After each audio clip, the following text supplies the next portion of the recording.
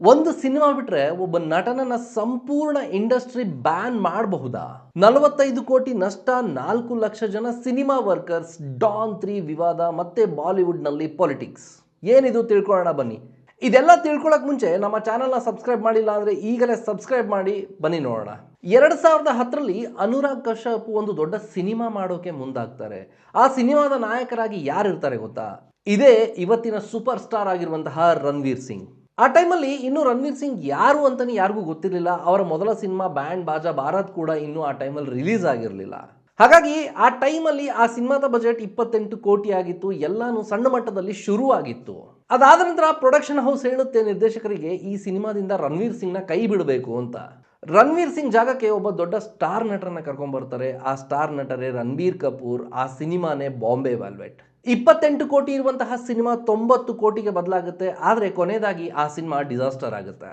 ಇದಾದ ನಂತರ ಅನುರಾಗ್ ಕಶ್ಯಪ್ ಒಂದು ಇಂಟರ್ವ್ಯೂ ಅಲ್ಲಿ ಹೇಳ್ತಾರೆ, ರಣವೀರ್ ಸಿಂಗ್ ಇಂದ ರಣವೀರ್ ಕಪೂರ್ಗೆ ಹೋಗುವಂತ ನಿರ್ಧಾರ ಅದನ್ನ ಒಪ್ಕೊಳ್ಳೋಕೆ ನನಗೆ 1 ವರ್ಷ ಟೈಮ್ ಬೇಕಾಗಿತ್ತು ಅಂತ. ಅಂದ್ರೆ ಬಾಲಿವುಡ್ ಅಲ್ಲಿ ನಟರನ್ನ ಮಧ್ಯದಲ್ಲೇ ಸಿನಿಮಾದಿಂದ ಕೈ ಬಿಟ್ಟು ಹೊಸ ನಟರನ್ನ ಕರ್ಕೊಂಡ್ಬರುವಂತ ವಿಚಾರ ಇದೇನು ಹೊಸದಲ್ಲ. ಆದ್ರೆ ಇವತ್ತು ಯಾಕೆ ರಣವೀರ್ ಸಿಂಗ್ ಬಗ್ಗೆ ಇಷ್ಟೊಂದೆಲ್ಲ ಚರ್ಚೆಗಳಾಗ್ತಿದಾವ ಅಂತಂದ್ರೆ ಇದಕ್ಕೆ ಮೂಲ ಕಾರಣ ಬಂದ್ಬಿಟ್ಟು ಡಾನ್ 3 ಸಿನಿಮಾ. ಫರಾನ್ ಅಖ್ತರ್ ರಣವೀರ್ ಸಿಂಗ್ ಜೊತೆ ಸೇರಿ ಡಾನ್ 3 ಸಿನಿಮಾನ ಅನೌನ್ಸ್ ಮಾಡ್ತಾರೆ. ಆದ್ರೆ ಜನರ ರಿಯಾಕ್ಷನ್ ತುಂಬಾ ಮಿಕ್ಸ್ ಆಗಿರುತ್ತೆ.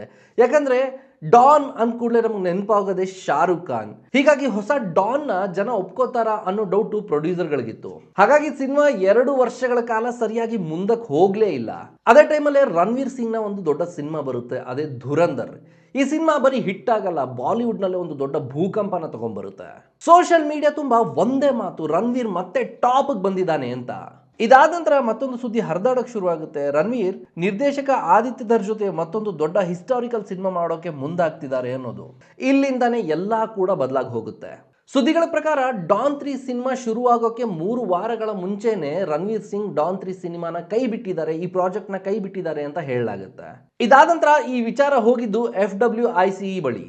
FWICE ಅಂದ್ರೆ federation of western India cine employees ಅಂತ.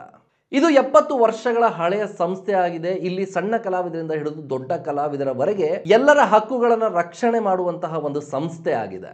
ಇಲ್ಲಿ ಡಾನ್ 3 ತಂಡ ದೂರು ಕೊಟ್ಟಂತಹ ವರದಿಗಳು ಹರಿದಾಡಕ್ಕೆ ಶುರುವಾಗುತ್ತೆ. ಇಲ್ಲಿಂದಾನೇ ಇಂಟರ್ನೆಟ್ ಅಲ್ಲಿ ಬೆಂಕಿ ಹಚ್ಕೊಳ್ಳಕ್ ಶುರುವಾಗುತ್ತೆ.